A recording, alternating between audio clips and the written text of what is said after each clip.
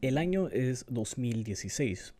El Partido Republicano está teniendo sus elecciones primarias y un novato político, el empresario Donald Trump, está destruyendo a todos, incluyendo a Jeb Bush, el exgobernador de Florida que en algún punto se posicionó como el más probable en obtener la nominación. El segundo hijo del expresidente George H. W. Bush y el hermano menor del expresidente George W. Bush, Jeb Bush se había preparado toda su vida para lanzarse como candidato a la presidencia.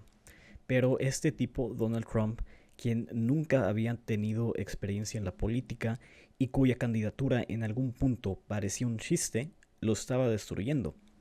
Una de las maneras en las que Trump destruyó la campaña de Jeb Bush fue humillándolo en los debates. Y en uno de los debates, Donald Trump dijo algo sobre la guerra de Irak que a mucha gente le gustó escuchar.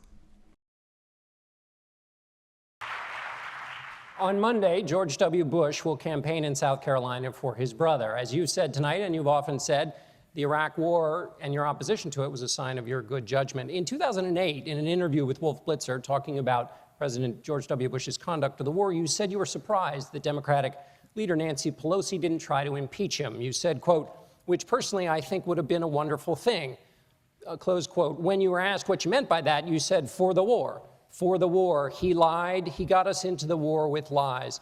Do you still believe President Bush should be impeached? It was a mistake. The war in Iraq, we spent $2 trillion, thousands of lives. We don't even have it. Iran is taking over Iraq with the second largest oil reserves in the world.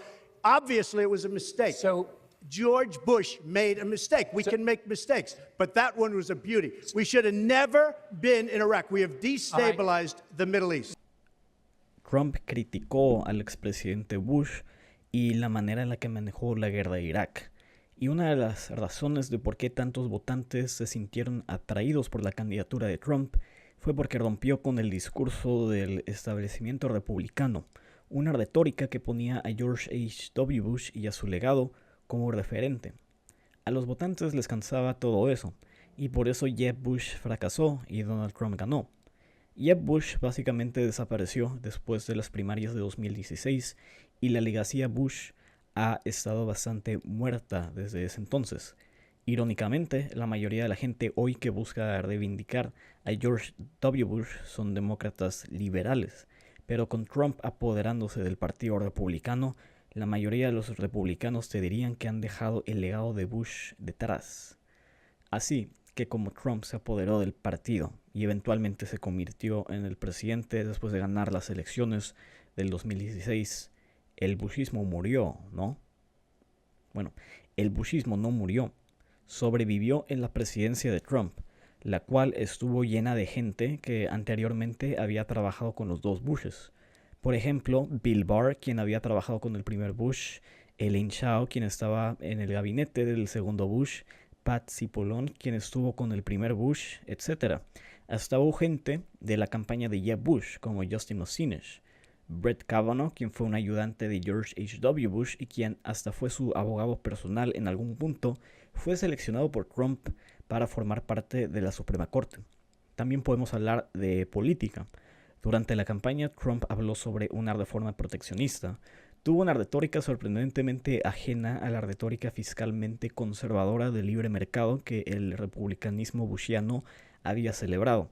Y ya al ser presidente, su política económica se enfocó en cortarle los impuestos a los ricos y en eliminar a las regulaciones, celebrando estas políticas como lo más importante que estaba haciendo como presidente. Y su política exterior, aunque no fue tan intervencionista como la de Bush, no fue para nada aislacionista.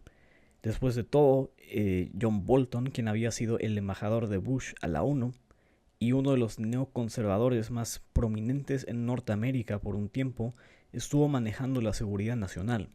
Pero no me quiero enfocar en el primer mandato de Trump, me quiero enfocar más en el discurso actual que el trumpismo ha adquirido y sobre todo lo que ha hecho Trump en su mandato actual. En la elección de 2024, Trump reiteró su discurso contra el establecimiento republicano. Vimos cómo Dick Cheney apoyó a Kamala Harris y cómo George H. W. Bush hasta se rehusó a apoyar a Trump.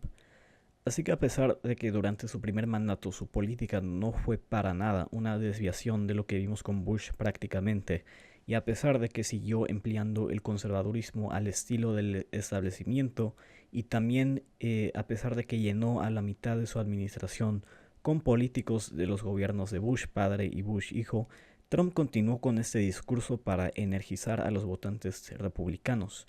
Y bueno, Trump ganó la elección y ahora es presidente. Y su segundo mandato ha sido bastante diferente al primero.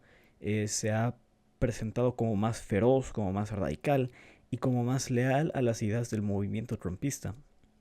Según ellos, los fracasos del primer mandato ocurrieron porque estuvo infectado de neoconservadores que buscaban crear otra administración de Bush. Y esta vez todo será diferente.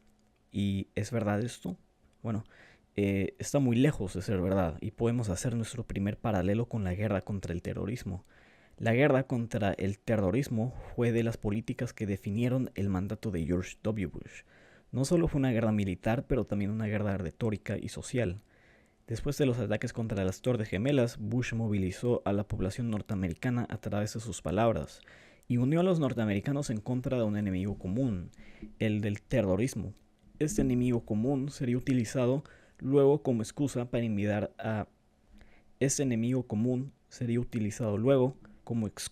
invadir a Afganistán e Irak. Y el gobierno de Trump ha estado haciendo algo muy parecido. Pero esta vez el enemigo no es el terrorismo, sino el narcotráfico en el continente americano. Trump no ha escondido su intención de invadir Venezuela y ha utilizado al narcotráfico como una excusa, como su enemigo común. A diferencia de Bush, sin embargo, Trump no ha escondido las motivaciones ulteriores de una posible intervención. Y también hemos visto una militarización muy presente. La militarización es un rasgo definitivo del neoconservadurismo. Esto lo podemos ver ejemplificado en la guerra contra el terrorismo de Bush. Y en la nueva administración de Trump, la militarización ha tenido más dimensiones. Hay una militarización doméstica. Hemos visto cómo Trump ha mandado a las fuerzas federales a varias ciudades del país. Una militarización exterior con los ataques preliminares en Venezuela en el Mar Caribe. Y también la nueva militarización digital. El estado de vigilancia se ha expandido en acorde con la época de la información.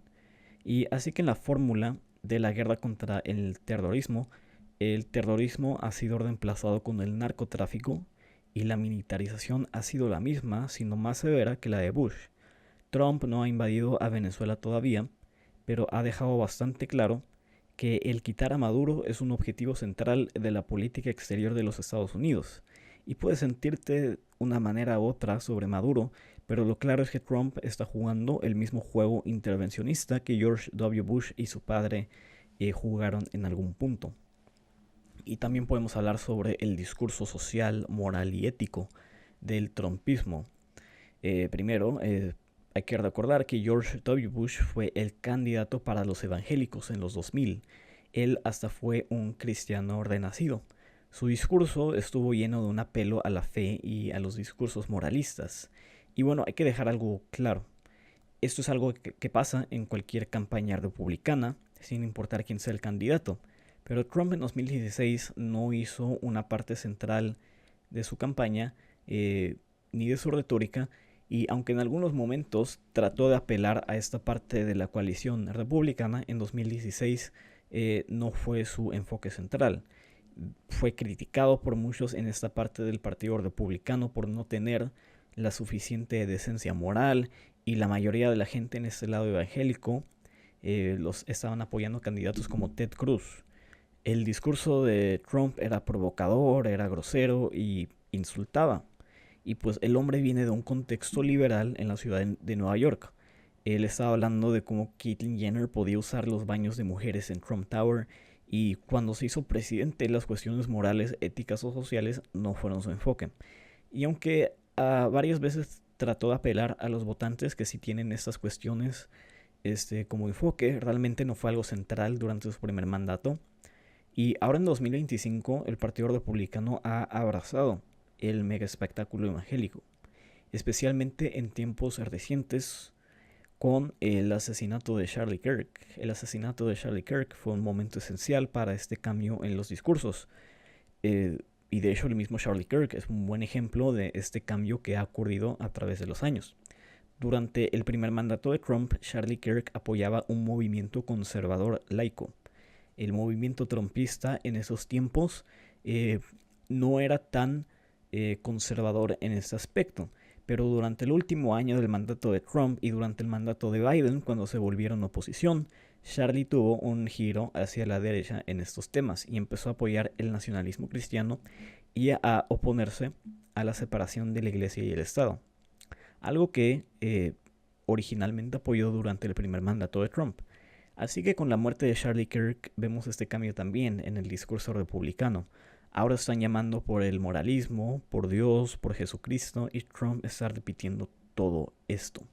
Trump tal vez siga siendo provocativo en lo personal, pero toda la vibra en el movimiento se ha movido hacia una rectitud moral cristiana, algo muy parecido a lo que estaba haciendo George W. Bush en la década de los 2000.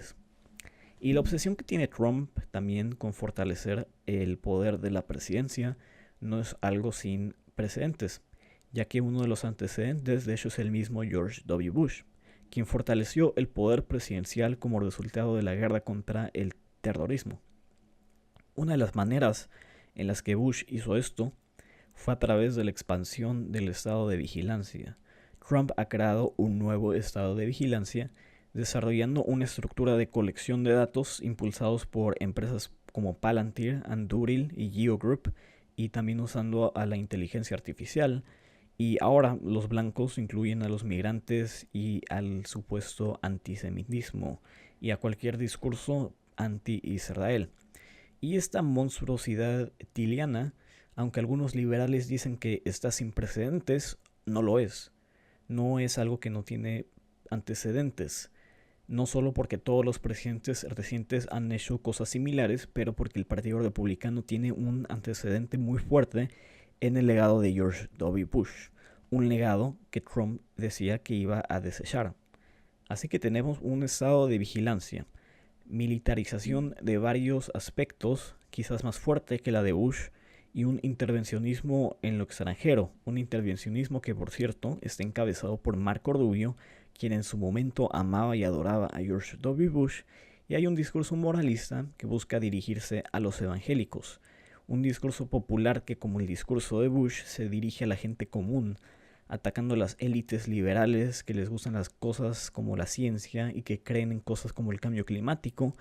Y así que, aunque algunos miembros de la presidencia de Bush le han hablado a Político o a CNN sobre cómo Trump es malvado y amoral, y aunque algunos líderes en el Partido Demócrata han insistido en reivindicar a George W. Bush, posicionándolo como un líder moral en comparación a Trump, tenemos que recordar todo esto y recordar que Trump simplemente se ha convertido en un Bush más, y la posibilidad de que sea una amenaza, una alternativa al establecimiento republicano o al establecimiento político en general es una posibilidad nula. Y todo este discurso que Trump ha estado manejando en esta última década, este discurso que lo presenta a él como una reformación del Partido Republicano que en algún momento estuvo controlado por este neoconservadurismo liderado por Bush y que tuvo a sus líderes con políticos como Mitt Romney o John McCain, es algo completamente sin sentido. Y aunque tal vez podamos identificar un cambio superficial en la manera en la que Trump ha presentado su proyecto político, ese es un proyecto político que tiene una descendencia bastante fácil de identificar. Tiene elementos populistas, tiene elementos nacionalistas que tal vez no vimos en el bushismo, pero a pesar de que Trump lleva décadas diciendo que el republicanismo, que el Partido Republicano ha superado el bushismo, esto es una simple mentira.